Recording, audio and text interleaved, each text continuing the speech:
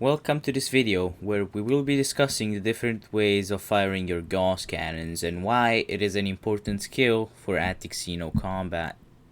So, as some of you might already know, a target interceptor's targeting systems can only properly lead the shots of the main cannon when the target is above 20% heat. What that means is that we can exploit that and cold orbit, which means orbiting the target while always being under 20% heat to avoid being hit. Depending on the number of Gauss and the size of your distributor, some ships will be able to take advantage of different firing modes compared to other ships. Now, there are different ways of firing your Gauss cannons, and they all have their pros and cons. The four main ways are all at once, alternating, burst stagger, and overlapping stagger. Now added to those, there is also the Gauss minigun, which is an advanced technique that is not generally used, but we will be covering it in this video. And we will be testing all of those on the first heart of a Hydra, and all the recording has been done with a 1 medium 3 small Gauss chieftain with a Challenger Hands distributor. So usually firing all of your Gauss at the same time isn't recommended, but there are some situations where it can work. The advantage of firing all of your Gauss at once is the very high alpha damage, which is the main reason why it is sometimes used by advanced pilots to aid in hard sniping. But the biggest drawback of this technique is the fact that the distro draw is not spread out, which leads to very bad heat characteristics. But there is some ships that can take advantage of this firing mode, for example the Corvette and the Vulture, because they have a bigger distro than what would be needed for their Gauss combination. So now, let's see this in practice.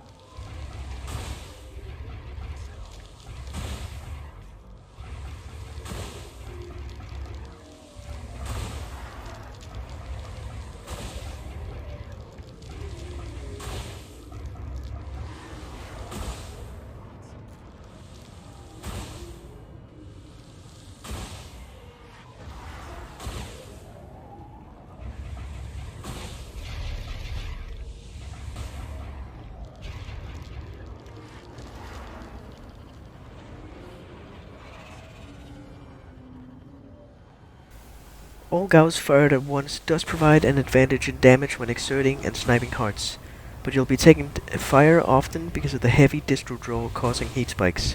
As you can see here, I was still able to get the heart relatively fine, and the spiking was reduced a bit by the 1M3S setup of this chieftain.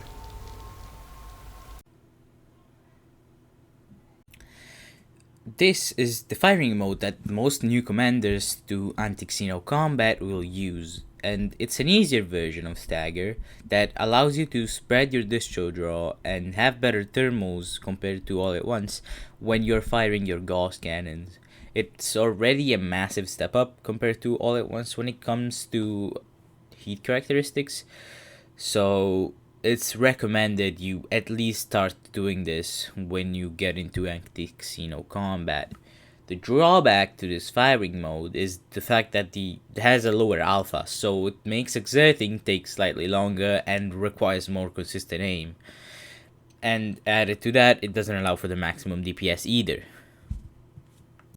So now, let's see this in practice.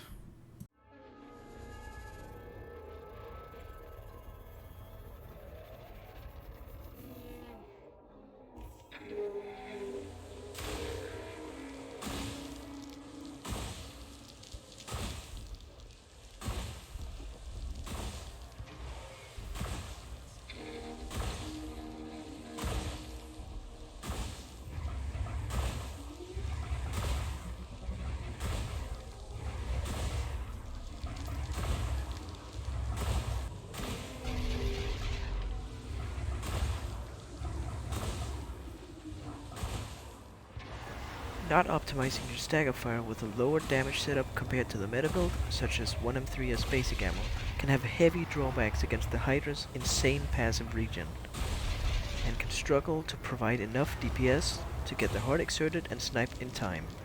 Higher damage builds won't have as many problems, but it's still recommended to learn how to properly optimize your stagger. I'll just let the clip speak for itself now. As you can see, it didn't end too well.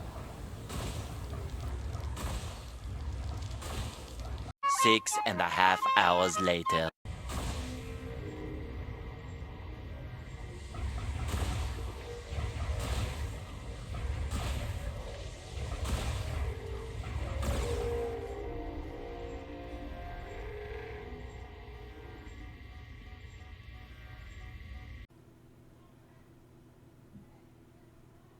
Burst staggering is a middle point between evenly staggering and firing all of your Gauss at once, while being easier to put into practice than overlapping. This technique allows for a bit higher alpha than overlapping, but at the cost of slightly worse heat and less spread out distro draw, but allowing for the maximum DPS. So now, let's see this in practice.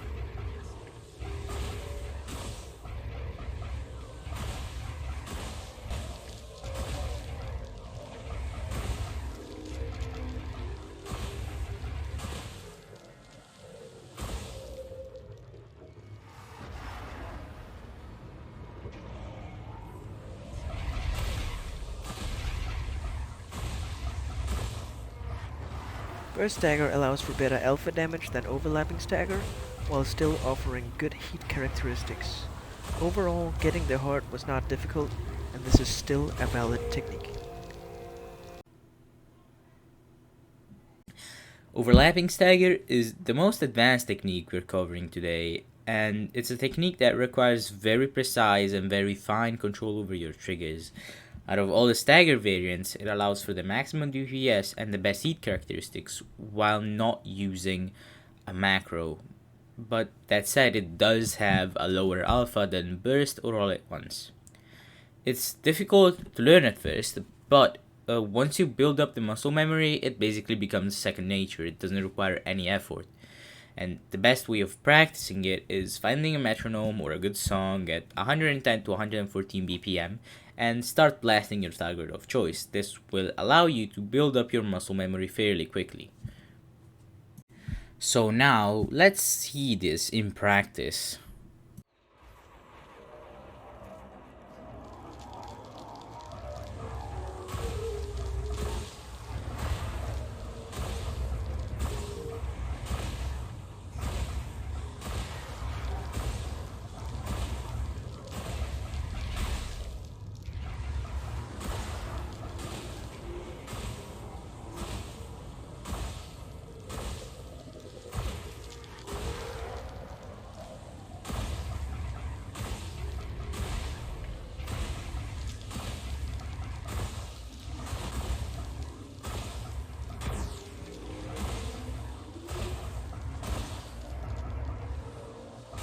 Overlapping stagger is my personal favorite as it provides an even stagger that reduces your heat spikes as much as possible while still having a good alpha damage and providing very good sustained DPS.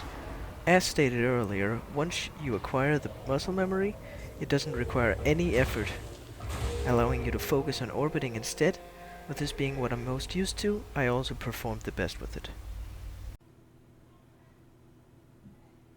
The Gauss minigun is special among the others as it requires a macro to switch your fire groups, The purpose of it is to spread out your damage as much as possible while still maintaining max DPS to get the best heat characteristics and the most spread out distro draw out of all the firing modes.